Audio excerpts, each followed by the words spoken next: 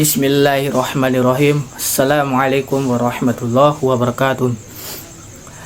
Alhamdulillahi rabbil alamin. Assalatu wassalamu ala asrafil anbiya wal mursalin Sayyidina Muhammadin wa ala alihi wa sahbihi ajma'in, amma ba'd. Perkenalkan, nama saya Muhammad Al-Fatih Bagenda, Fakultas Ilmu Pendidikan dari jurusan PGSD. Kali ini saya akan menjelaskan tentang bagaimana Islam membangun persatuan dalam keberagaman. Islam membangun persatuan dalam keberagaman dengan menekankan prinsip-prinsip persamaan, keadilan, dan saling pengertian di antara umatnya. Umat Islam sebagai satu keluarga dalam Islam mendorong persatuan-persatuan di tengah keberagaman suku, bangsa, bahasa, dan budaya. Di dalam Al-Quran surah Al-Hujurat ayat 13, yaitu A'udzu billahi minasyaitonir rajim. Bismillahirrahmanirrahim.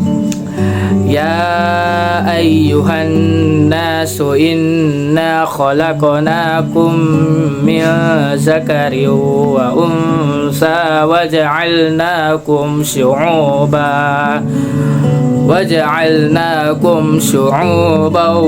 wa qabaila ta'arafu inna akramakum indallahi atqakum innallaha alimun khabir, yang artinya, wahai manusia, sungguh kami telah menciptakan kamu dari seorang laki-laki dan seorang perempuan.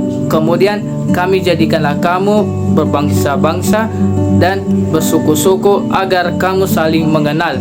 Sungguh yang paling mulia di antara kamu di sisi Allah Subhanahu wa taala ialah orang yang paling bertakwa. Sungguh Allah Maha mengetahui, Maha teliti. Menggali sumber historis, sosiologis, dan teologis tentang konsep keberagaman Islam dan membangun persatuan umat dalam keberagaman. Awalnya lahirnya mahzab dalam Islam. Ketika Nabi masih berada di tengah-tengah umat, semua persoalan dikembalikan dan dijawab oleh beliau. Oleh karena itu, di era nubuwah tidak terdapat perbedaan mahzab. Kaum muslimin baik suka maupun terpaksa mengikuti ajaran yang diputuskan oleh Rasulullah sallallahu alaihi wasallam. Perbedaan mahzab muncul ketika Nabi Muhammad sallallahu alaihi wasallam wafat, yakni ketika para sahabat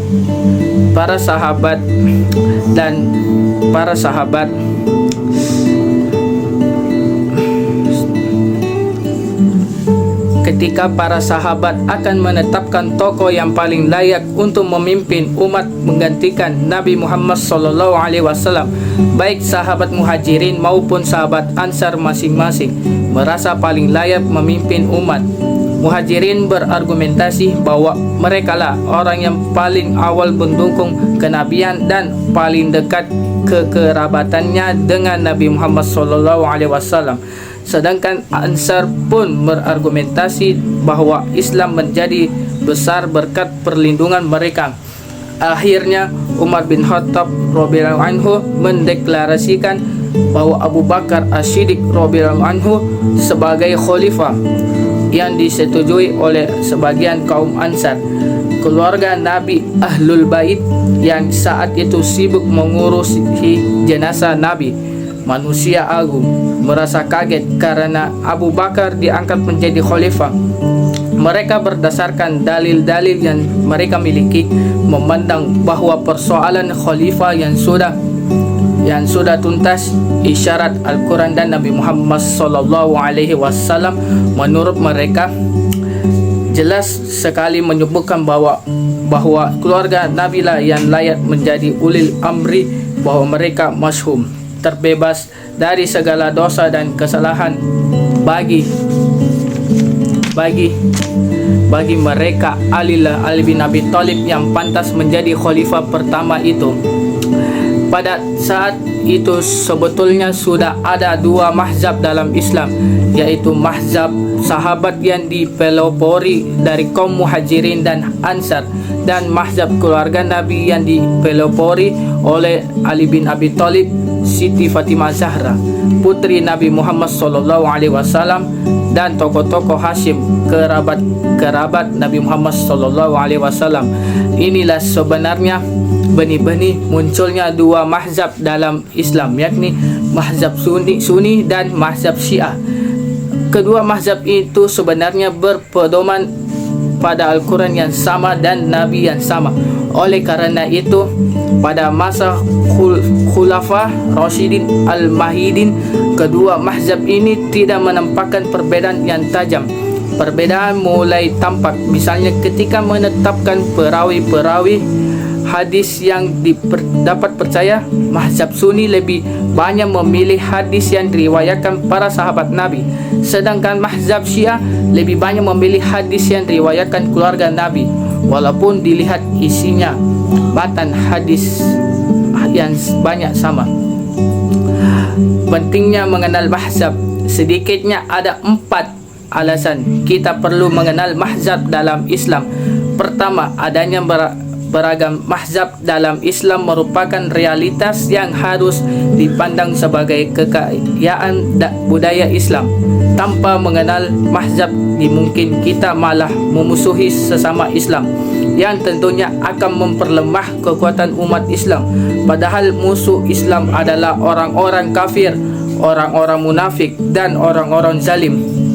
Kedua, adanya beragam mazhab memungkinkan kita memiliki banyak pilihan untuk mengatasi permasalahan kehidupan modern. Kita yang mazhab Syafi'i tidak bisa bersikeras hanya mazhab Syafi'i dalam semua hal. Imam Syafi'i berpendapat bahwa wudu akan batal jika kulit laki-laki bersentuhan dengan kulit perempuan.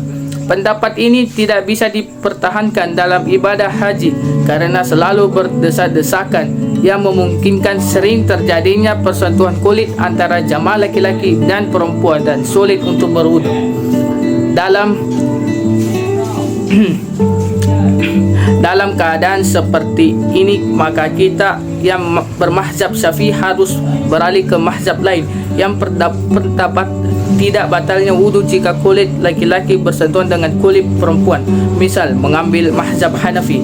Malah situasi modern yang memungkinkan dibutuhkan mazhab baru yang lebih sesuai dengan konteks zaman dan tempat. Yang ketiga, di era globalisasi yang ditandai dengan revolusi informatika, arus informasi begitu dengan diakses termasuk informasi tentang Islam.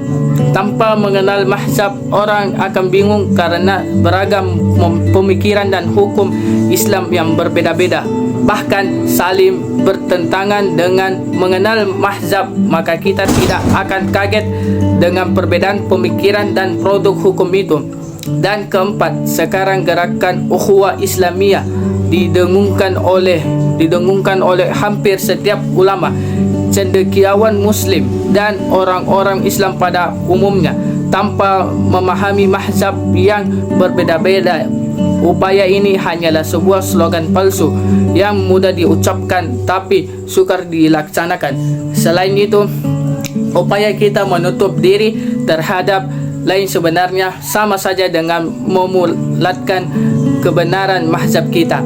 Padahal jangan pun mazhab, hadis-hadis Nabi kedua setelah Al-Quran yakni bersifat nisbi, zanni atau relatif. Dalam bahasa akhlak, orang yang menutup diri terhadap kebenaran lain disebut jumud.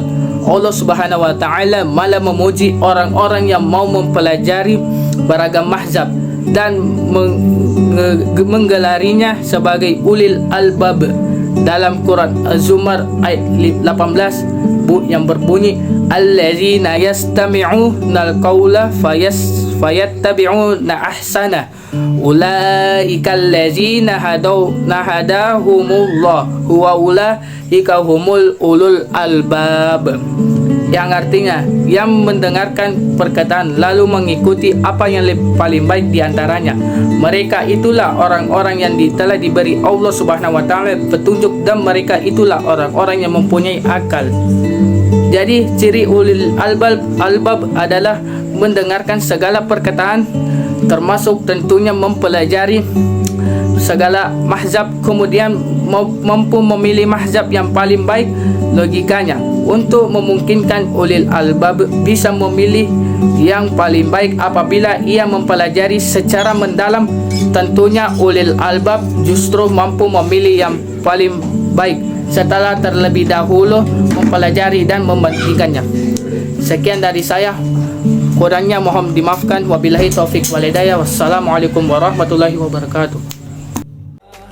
अल्लाह ही अल्लाह किया करो, दुख ना किसी को दिया करो।